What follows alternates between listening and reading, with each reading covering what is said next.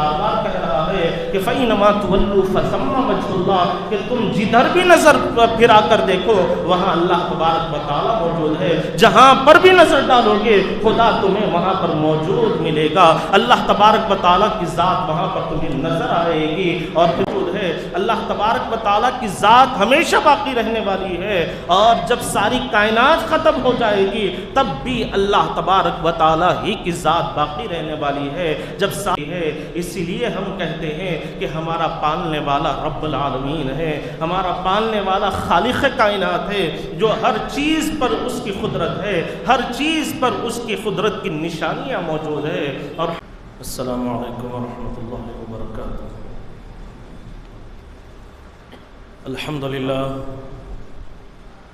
الحمدللہ رب العالمین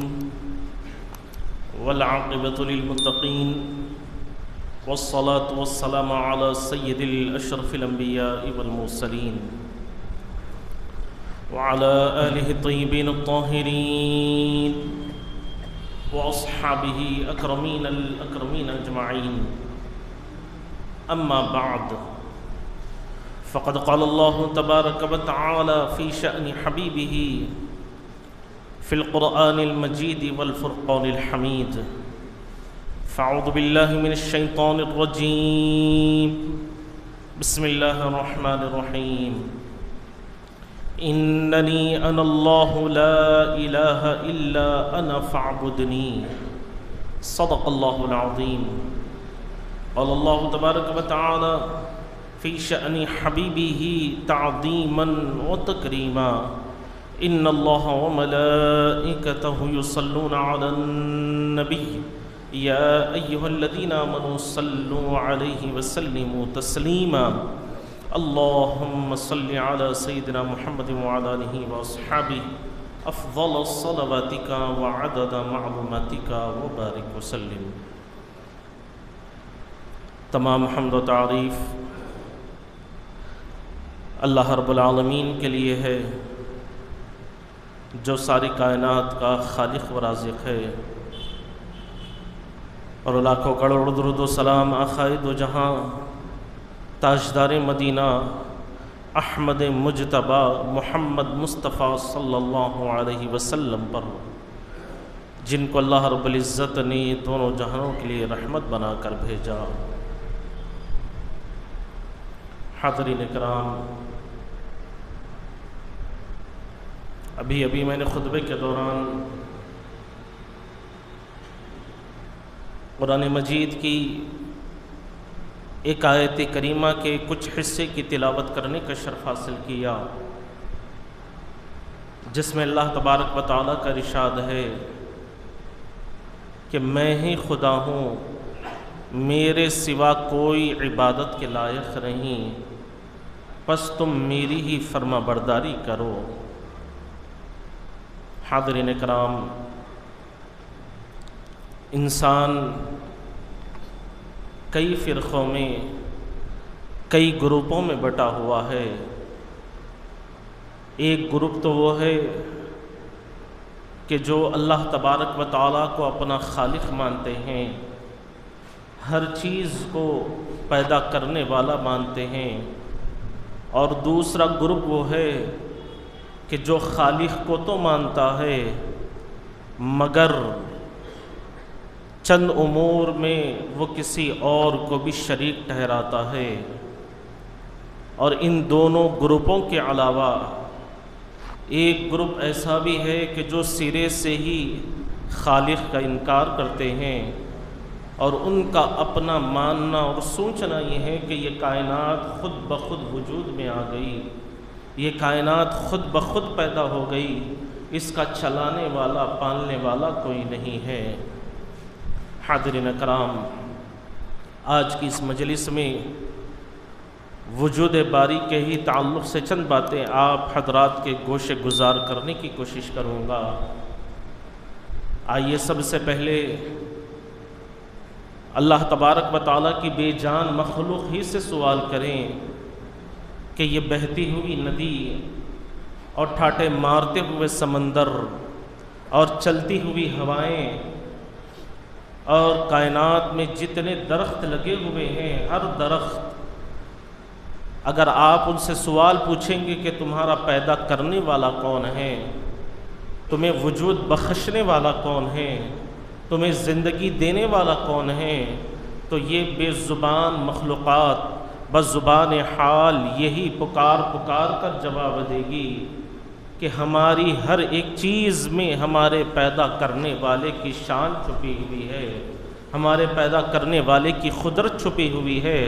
اور ہمیں ایک خالق ہی پیدا کرنے والا ہے، اللہ تبارک و تعالی ہی ہمیں وجود بخشنے والا ہے۔ حاضرین کرام، اس سلسلے میں ایک حکایت سماعت فرما لیں کہ ایک اعرابی جو اللہ تبارک و تعالی کا منکر تھا، اللہ تبارک و تعالی کا انکار کیا کرتا تھا، وہ کسی ریگستان میں چلا جاتا ہے اور چلتے چلتے دور تک اسے کوئی مخلوق کا پتہ نہیں چلتا، کوئی مخلوق بھی اسے دکھائی نہیں دیتی۔ اچانک اس کی نظر ریت پر پڑی ہوئی مینگنیوں پر پڑتی ہے تو وہ فوراً پکار اٹھتا ہے کہ یہ مینگنیاں اونٹ پر دلالت کر رہی ہے۔ معلوم ہوتا ہے کہ یہاں سے کسی اونٹ تک گزر ہوا ہو، اور پھر اس کے بعد چلتے چلتے اس کی نگاہ چند قدموں کے نشانات پر پڑتی ہے تو پھر وہی جملہ اس کی زبان سے نکلتا ہے کہ یہ نشانات، یہ قدموں کے نشانات کسی انسان کے چلنے کی گواہی پیش کر رہے ہیں، یہاں سے کسی انسان کا گزر ہوا ہے۔ چنانچہ بے ساختہ اس کی زبان سے نکلتا ہے کہ وَالسَّمَاءِ ذَاتِ الْبُرُوجِ، کہ اس آسمان کو پیدا کرنے والا بھی رب العالمین ہے، اس کائنات کو وجود بخشنے والا بھی کوئی نہ کوئی خدا مخلوق اللہ تبارک و تعالی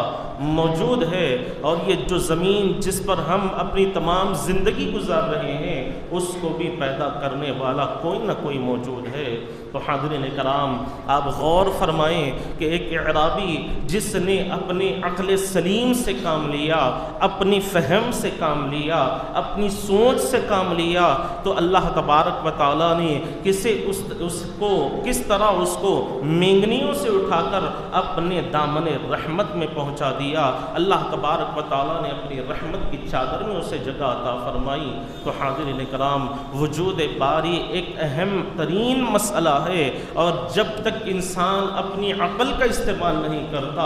اپنی فہم کا استعمال نہیں کرتا، اپنی سوچ کا استعمال نہیں کرتا، تو اللہ تبارک و تعالیٰ کا وجود اسے سمجھ میں نہیں آئے گا۔ اور اگر کوئی بندہ اللہ کے وجود ہی کا انکار کرتا ہے، اللہ تبارک و تعالیٰ ہی کے ہونے کا انکار کرتا ہے، تو پھر حاضرین کرام وہ اپنے آپ کو بے عقل ثابت کر رہا ہے، اپنے آپ کو بے سمجھ ثابت کر رہا ہے۔ چنانچہ حکایات میں آتا ہے کہ ایک بڑھیا جو روزانہ چرخہ چلایا کرتی تھی اور چرخہ چلاتے ہوئے تاگا وغیرہ بنایا کرتی تھی، چنانچہ ایک صاحب کا اس کے پاس سے گزر ہوا اور انہوں نے ان سے سوال کیا کہ خاتون، یہ تو بتاؤ کہ کیا تم ساری زندگی چرخہ ہی چلاتی رہی ہو، یا کچھ تم نے علم بھی حاصل کیا ہے، کچھ معلومات بھی تم نے حاصل کی ہے؟ تو اس خاتون نے کہا کہ میں صرف چرخہ نہیں چلاتی بلکہ میرے پاس معلومات بھی موجود ہے، اور تم سے زیادہ میرے پاس علم موجود ہے۔ چنانچہ اس شخص نے اس کا امتحان لیتے ہوئے کہا کہ ذرا یہ تو بتلاؤ کہ اللہ تبارک و تعالیٰ ہے یا نہیں، اللہ موجود ہے یا نہیں؟ تو حاضرین کرام، اس خاتون نے کہا کہ اس میں کوئی شک والی بات ہی نہیں ہے، شک و شبے کی کوئی گنجائش ہی نہیں ہے، اللہ تبارک و تعالیٰ ہر جگہ موجود ہے، اللہ تبارک و تعالیٰ کی ذات موجود ہے، اور وہی ساری کائنات کو پیدا کرنے والا ہے۔ تو اس سوال پوچھنے والے نے کہا کہ اس پر کوئی ثبوت ہے کیا، کوئی دلیل ہے تو ہمارے سامنے پیش کرو۔ تو اس خاتون نے جواب دیا کہ دور کیوں جاتے ہو، ذرا میرے چرخے ہی پر نظر ڈالو کہ جب تک میں یہ چرخے کو نہیں گھماتی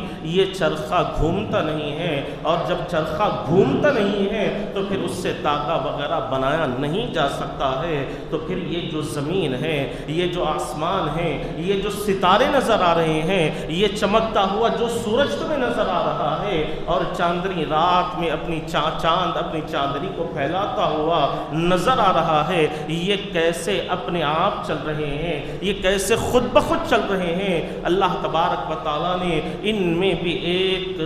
چرخہ لگا دیا ہے اور یہ گھومتے چلے جاتے ہیں، تو اس طرح رات بھی آتی ہے اور دن بھی آتا ہے، رات کے آنے کے بعد، رات ختم ہونے کے بعد دن آتا ہے اور دن کے ختم ہونے کے بعد رات آتی ہے۔ تو ذرا مجھے یہ بتلاؤ کہ یہ رات کا آنا اور یہ دن کا آنا اور یہ کیسے ممکن ہو سکتا ہے؟ یہ سورج جو تمہیں روشنی دے رہا ہے، یہ ستارے جو رات میں چمک رہے ہیں، یہ خود بخود کیسے چمک رہے ہیں؟ بلکہ یہ سب اسی طرف اشارہ کر رہے ہیں کہ کوئی ذات موجود ہے، کوئی ذات موجود ہے جو یہ تمام چیزوں کو چلا رہی ہے، یہ تمام چیزوں کو رواں دواں کی ہوئی ہے۔ تو حاضرین کرام، اس بڑھیا نے جو جواب دیا اس سے یہ بات آسانی کے ساتھ سمجھ میں آ سکتی ہے کہ اللہ تبارک و تعالیٰ کی ذات موجود ہے۔ لیکن حاضرین کرام، دنیا کا یہ اصول چلا آ رہا ہے کہ کچھ لوگوں کو عقل سلیم استعمال کرنا ہی نہیں آتا۔ اللہ تبارک و تعالیٰ نے انہیں سمجھ عطا فرمائی ہے، لیکن ان کی عقل پر پردے پڑے ہوئے ہیں، ان کی سمجھ پر پردے پڑے ہوئے ہیں اور انہیں اللہ تبارک و تعالیٰ کے وجود ہی سے کوئی لینا دینا نہیں ہے۔ اسی طرح کچھ منکرین خدا حضرت امام شافعی رحمۃ اللہ علیہ کے پاس آتے ہیں، 70 کی تعداد میں وہ منکرین خدا ہے، اور حضرت امام شافعی سے پوچھتے ہیں کہ اللہ کے ایک ہونے پر کوئی معتبر دلیل پیش کرو تبھی ہم آپ کو جانے کی اجازت دیں گے۔ تو حضرت امام شافعی رحمۃ اللہ علیہ انہیں ایک باغ میں لے جاتے ہیں اور باغ میں ایک شہتوت کے درخت کے سامنے کھڑا کرتے ہیں اور اس کا ایک پتا ہاتھ میں لے کر بتلاتے ہیں کہ دیکھو یہ شہتوت کے درخت کا ایک پتا ہے، اگر اسے ایک بکری کھاتی ہے تو اس سے مینگنیاں بنتی ہے، یہی پتا اگر ہرن کھاتی ہے تو اس سے مشک بنتا ہے، اور اگر یہی شہتوت کا ایک پتا شہد کی مکھی کھاتی ہے تو اس سے شہد بنتا ہے، اور یہی شہتوت کا ایک پتا ہے کہ جسے ریشم کا کیڑا کھاتا ہے تو ریشم بنتا ہے۔ تو مجھے یہ بتلاؤ کہ درخت تو ایک ہی ہے، اس کا پتا بھی ایک ہی ہے، اس کی اصل بھی ایک ہی ہے، پتا ایک ہی ہے، لیکن کھانے والے الگ الگ ہیں اور ان سے نکلنے والی چیزیں بھی الگ الگ ہیں۔ تو مجھے یہ بتلاؤ کہ یہ ساری چیزیں، ریشم کا کیڑا کھاتا ہے تو ریشم نکلتا ہے، ہرن کھاتی ہے تو مشک نکلتا ہے، شہد کی مکھی کھاتی ہے تو شہد نکلتا ہے، اسی طرح بکری کھاتی ہے تو مینگنیاں بنتی ہے۔ یہ تمام چیزیں کیسے ممکن ہو سکتی ہے؟ اسی لیے ہم کہتے ہیں کہ ہمارا پالنے والا رب العالمین ہے، ہمارا پالنے والا خالق کائنات ہے، جو ہر چیز پر اس کی قدرت ہے، ہر چیز پر اس کی قدرت کی نشانیاں موجود ہے۔ اور حاضرین کرام، اسی طرح حضرت امام اعظم ابو حنیفہ رحمۃ اللہ علیہ کی سیرت مبارکہ میں بھی آتا ہے کہ چند منکرین خدا نے آپ سے کہا کہ خدا کے ایک ہونے پر آپ ہم سے مناظرہ کریں، ہمارے سامنے آ کر مخابرہ کریں۔ تو حضرت امام اعظم ابو حنیفہ رحمۃ اللہ علیہ ان کی اس دعوے کو قبول کر لیتے ہیں اور مناظرہ کرنے کے لیے تیار ہو جاتے ہیں۔ ہوا یوں تھا کہ تمام اطراف و اکناف میں اعلان کرا دیا گیا اور وقت مقررہ پر ایک مقام پر لوگوں کا ہجوم جمع ہو گیا، جس میں تمام کے تمام منکرین خدا ہے، خدا کا انکار کرنے والے ہیں، اور ان سے مناظرہ کرنے والے بھی اس وقت کے یہودی علماء بھی موجود ہیں۔ حاضرین کرام، حضرت امام اعظم ابو حنیفہ رحمۃ اللہ علیہ کی سیرت مبارکہ میں آتا ہے کہ آپ کے آنے میں تاخیر ہو گئی، وہ آپ کے انتظار میں لگے ہوئے تھے، حتیٰ کہ بہت دیر ہونے کے بعد انہوں نے یہ اعلان کر دیا کہ امام اعظم ابو حنیفہ رحمۃ اللہ علیہ آنے والے نہیں ہیں، اس لیے کہ وہ ہم سے مقابلہ کرنے سے گھبرا گئے ہیں،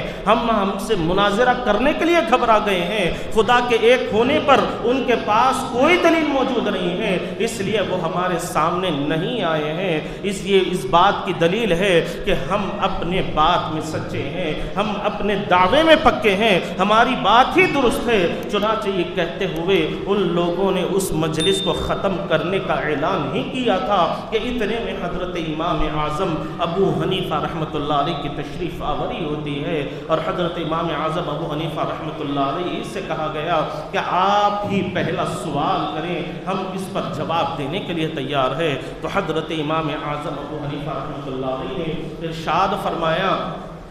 کہ میں سوال کرنے سے پہلے میرے دیر سے آنے کی جو وجہ ہے وہ بیان کرنا چاہتا ہوں، دیر سے آنے کا جو سبب ہے وہ آپ کے سامنے رکھنا چاہتا ہوں۔ وجہ یہ تھی کہ مجھے یہاں پر آنے میں راستے میں ایک ندی پڑتی ہے اور اسے پار کرنا پڑتا ہے۔ جب میں وہاں پر پہنچا تو کوئی کشتی چلانے والا وہاں پر موجود نہ تھا اور میں کشتی کے انتظار ہی میں وہاں پر کھڑا ہوا تھا۔ کافی تاخیر ہونے کے بعد میں نے دیکھا کہ ایک طرف ایک درخت لگا ہوا ہے، وہ اچانک گرتا ہے اور اچانک ہی اس کے خود بخود ٹکڑے بنتے چلے جاتے ہیں اور پھر وہ ٹکڑے آپس میں ایک ساتھ جڑتے چلے جاتے ہیں۔ کوئی جڑانے والا موجود نہیں ہے، کوئی ایک ساتھ سیٹ کرنے والا لگانے والا موجود نہیں ہے، اور وہ تمام درخت کے ٹکڑے ایک جگہ جب جمع ہو جاتے ہیں تو خود بخود وہ میرے پاس آ جاتے ہیں اور میں اس میں سوار ہو جاتا ہوں، اور سوار ہونے کے بعد وہ خود بخود ہی چلتے ہوئے مجھے ندی کے اس کنارے سے اس کنارے پر چھوڑ دیتے ہیں۔ حاضرین کرام، حضرت امام اعظم ابو حنیفہ رحمۃ اللہ علیہ کی یہ گفتگو چل ہی رہی تھی تو مجمع میں سے لوگوں نے چیخنا پکارنا شروع کر دیا اور یہ کہہ دیا کہ یہ کیسے ممکن ہے کہ درخت خود بخود گر جاتا ہے اور خود بخود اس کے ٹکڑے بھی ہو جاتے ہیں، خود بخود وہ ٹکڑے آپس میں مل بھی جاتے ہیں اور خود بخود ٹکڑے آپ کے پاس جمع ہو کر آپ کی خدمت میں بھی آ جاتے ہیں، آپ سوار ہو کر ندی بھی پار کر لیتے ہیں۔ یہ کیسے ممکن ہے؟ آپ حقیقت میں جھوٹ بیان کر رہے ہیں، جھوٹ کہہ رہے ہیں۔ تو حضرت امام اعظم ابو حنیفہ رحمۃ اللہ علیہ نے انہی کے اس جملے پر ارشاد فرمایا کہ جب ایک معمولی سا درخت خود بخود زمین پر نہیں گر سکتا، اس کے ٹکڑے خود بخود نہیں ہو سکتے، خود بخود وہ جڑ نہیں سکتا، تو پھر یہ ساری کائنات خود بخود کیسے چل سکتی ہے؟ یہ ساری کائنات خود بخود اس کا نظام کیسے رواں دواں ہو سکتا ہے؟ تو جو یہ کائنات کو چلا رہا ہے، جو اس نظام کو چلا رہا ہے، ہم اسی کو اپنا خدا مانتے ہیں۔ حاضرین کرام، یہ سننا ہی تھا کہ اس مجمع میں سے کئی لوگوں نے اسلام کو قبول کر لیا اور اللہ تبارک و تعالیٰ کی وحدانیت کے سامنے اپنے سر کو جھکا لیا۔ تو حاضرین کرام، اس لیے قرآن مجید ہم سے بار بار کہہ رہا ہے کہ وَفِي أَنفُسِكُمْ أَفَلَا تُبْصِرُونَ، کہ کیا تم اپنے آپ پر غور نہیں کرتے کہ ہم نے اپنی قدرت کی نشانیاں تمہارے اندر چھپا کر رکھی ہے، ہم نے اپنی قدرت کی نشانیاں تمہارے اندر بھی رکھی ہے، کیا تم غور و فکر نہیں کرتے؟ ذرا غور تو کرو کہ اس کائنات میں کئی کروڑوں اربوں کی تعداد میں لوگ موجود ہیں اور ہر ایک کے الگ الگ ہاتھ موجود ہے اور ہر ایک کے الگ الگ انگوٹھے موجود ہیں اور ان انگوٹھوں پر الگ الگ ڈیزائن موجود ہے۔ کسی ایک شخص کا ڈیزائن دوسرے شخص سے نہیں ملتا، تو یہ بھی اللہ تبارک و تعالیٰ کی قدرت ہی کا شاہکار ہے، یہ بھی اللہ تبارک و تعالیٰ کی قدرت ہی کی نشانی ہے۔ اور اسی طرح حضرت امام مالک رحمۃ اللہ علیہ سے خلیفہ ہارون رشید نے کہا کہ آپ مجھے یہ بتلائیں کہ اللہ کے وجود کے ہونے پر، اللہ کے موجود ہونے پر کوئی آسان سی سادی سی بات پیش کریں۔ تو حضرت امام مالک رحمۃ اللہ علیہ نے ارشاد فرمایا کہ انسان کی پیدائش ایک نطفے سے ہوتی ہے اور اسی سے اللہ تبارک و تعالیٰ انسان کو وجود بخشتا ہے، اور ہر انسان کے اندر آنکھ بھی ہوتی ہے، ناک بھی ہوتے ہیں، کان بھی ہوتے ہیں، ہر چیز انسان کے اندر موجود ہے، ہاتھ پیر بھی موجود ہے، لیکن کسی ایک انسان کے ہاتھ دوسرے انسان سے نہیں ملتے، کسی ایک انسان کی آنکھ دوسرے انسان کی آنکھ سے نہیں ملتی۔ تو یہی اللہ تبارک و تعالیٰ کے ہونے کی دلیل ہے، یہی وجود باری کی دلیل ہے۔ تو حاضرین کرام، اللہ تبارک و تعالیٰ ہر جگہ موجود ہے، اللہ تبارک و تعالیٰ کی ذات ہمیشہ باقی رہنے والی ہے، اور جب ساری کائنات ختم ہو جائے گی تب بھی اللہ تبارک و تعالیٰ ہی کی ذات باقی رہنے والی ہے۔ جب ساری کائنات ختم ہو جائے گی تو اللہ تبارک و تعالیٰ اعلان فرمائیں گے کہ کون ہے بادشاہت کرنے والا، کون ہے اپنے آپ کو بادشاہ کہنے والا۔ پھر اللہ تبارک و تعالیٰ خود ہی فرمائیں گے کہ للہ الواحد القہار، کہ میں ہی بادشاہ ہوں، میں ہی قہار ہوں، میں ہی ہر چیز کا پیدا کرنے والا ہوں۔ تو حاضرین کرام، اللہ تبارک و تعالیٰ کی ذات موجود ہے اور اللہ تبارک و تعالیٰ کی ہمیشہ اپنے بندوں کی ہر چیز پر نظر رہتی ہے۔ کوئی یہ نہ سمجھے کہ میں تنہائی میں گناہ کرتا ہوں تو اللہ تبارک و تعالیٰ نہیں دیکھ رہے ہیں، میں چھپ کر گناہ کرتا ہوں تو اللہ تبارک و تعالیٰ اس سے بے خبر ہے، یہ نہ سمجھیں بلکہ اللہ تبارک و تعالیٰ تو ہماری شہرگ سے بھی زیادہ قریب ہے، ہماری رگ جان سے بھی اللہ تبارک و تعالیٰ نزدیک موجود ہے۔ اس پر خود قرآن گواہی دے رہا ہے کہ وَلَقَدْ خَلَقْنَا الْإِنسَانَ وَنَعْلَمُ مَا تُوَسْوِسُ بِهِ نَفْسُهُ وَنَحْنُ أَقْرَبُ إِلَيْهِ مِنْ حَبْلِ الْوَرِيدِ کہ ہم تمہاری شہرگ سے بھی زیادہ قریب ہے۔ تو حاضرین کرام، اللہ تبارک و تعالیٰ کی ذات ہر جگہ موجود ہے اور بندے کی ہر چیز پر اللہ تبارک و تعالیٰ کی نظر ہے۔ اس لیے تو قرآن ہم سے بار بار کہہ رہا ہے کہ فَإِنَّمَا تُوَلُّوا فَثَمَّ وَجْهُ اللَّهِ کہ تم جدھر بھی نظر پھرا کر دیکھو وہاں اللہ تبارک و تعالیٰ موجود ہے۔ جہاں پر بھی نظر ڈالو گے خدا تمہیں وہاں پر موجود ملے گا، اللہ تبارک و تعالیٰ کی ذات وہاں پر تمہیں نظر آئے گی۔ اور پھر قرآن یہاں پر بھی کہہ رہا ہے کہ وَهُوَ مَعَكُمْ أَيْنَمَا كُنْتُمْ کہ اللہ تبارک و تعالیٰ ہمیشہ تمہارے ساتھ ہے، اللہ تبارک و تعالیٰ کی ذات ہمیشہ تمہارے ساتھ ہے۔ تو حاضرین کرام، یہاں پر ہمارے لیے بہت بڑا پیغام یہی ہے کہ جب اللہ تبارک و تعالیٰ کی ذات ہماری شہرگ سے بھی زیادہ قریب ہے، اللہ کی ذات جب ہر جگہ موجود ہے، ہر چیز سے باخبر ہے، تو پھر ہمیں بھی چاہیے کہ ہم اپنے گناہوں سے باز آ جائیں، اپنی کوتاہیوں سے، غفلتوں سے باز آ جائیں اور اللہ تبارک و تعالیٰ کو راضی کرنے کی کوشش کریں۔ اور حاضرین کرام، یاد رکھیں کہ جب بندہ اللہ تبارک و تعالیٰ کا ذکر کرنے لگتا ہے، اللہ کی عبادت کرنے لگتا ہے، اللہ کی تسبیح و تحلیل بیان کرنے لگتا ہے، تو پھر اللہ تبارک و تعالیٰ اسے اپنی رحمتوں کا سایہ عطا فرماتے ہیں، اسے اپنی رحمتوں کی چادر میں لے لیتے ہیں۔ اور یاد رکھیں کہ جب بندہ اللہ کا ذکر کرتا ہے تو اللہ تبارک و تعالیٰ ہر طرح کی مصیبتوں سے، ہر طرح کی پریشانیوں سے، ہر طرح کی بیماریوں سے اللہ تبارک و تعالیٰ اسے محفوظ فرما دیتے ہیں۔ اس لیے تو قرآن مجید ہم سے اس بات پر گواہی دے رہا ہے کہ الا بذکر اللہ تطمئن القلوب کہ اگر دلوں کو سکون میسر آ سکتا ہے، اگر دلوں کو چین حاصل ہو سکتا ہے تو وہ اللہ تبارک و تعالیٰ ہی کے ذکر سے حاصل ہو سکتا ہے، اللہ تبارک و تعالیٰ ہی کی تسبیح و تحلیل سے دلوں کو قرار حاصل ہو سکتا ہے۔ اگر آج ہم بے چین نظر آ رہے ہیں، بے قرار نظر آ رہے ہیں، ہر طرف ہم پریشان نظر آ رہے ہیں، تو اس کی اہم وجہ یہی ہے کہ ہم نے اللہ کے ذکر کو چھوڑ دیا، خدا کو یاد کرنا چھوڑ دیا، اللہ کی تسبیح و تحلیل بیان کرنا چھوڑ دی ہے۔ اسی وجہ سے آج ہر ایک کا دل بے چین اور بے قرار نظر آ رہا ہے۔ اگر ہم دل سے خدا کو یاد کرنے والے ہو جائیں گے، زبان سے اللہ کی تسبیح و تحلیل بیان کرنے والے ہو جائیں گے، تو پھر یقین جانیں کہ دلوں کو بھی قرار حاصل ہو جائے گا اور اس ذکر کی برکت سے اللہ تبارک و تعالیٰ ہر طرح کی ہماری ضروریات پورا فرما دے گا۔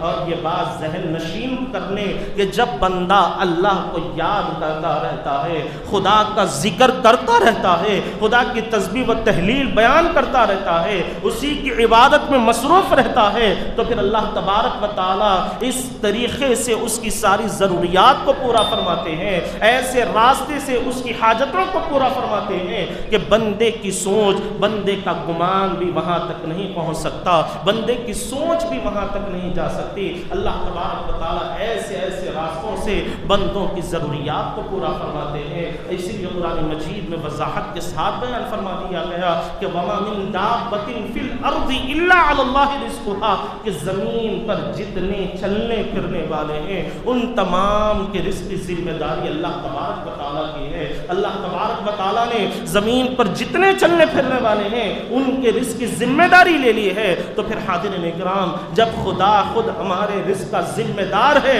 تو پھر ہمیں ہر جگہ بھٹکنے کی ضرورت نہیں ہے، حرام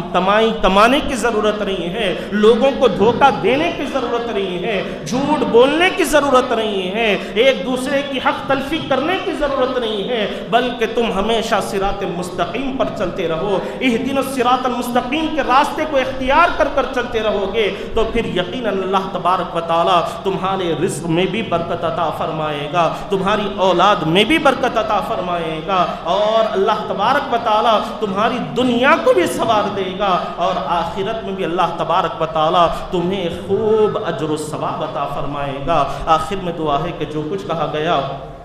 جو کچھ سنا گیا اس پر اللہ تبارک و تعالی ہم تمام کو عمل کرنے کی توفیق عطا فرمائے اور ہمیں وہی کام کرنے والا بنائے جس سے اللہ تبارک و تعالی اور اس کے حبیب مکرم صلی اللہ علیہ وسلم کی رضامندی اور خوشنودی حاصل ہوتی ہو۔ وآخر دعوانا الحمد للہ رب العالمین۔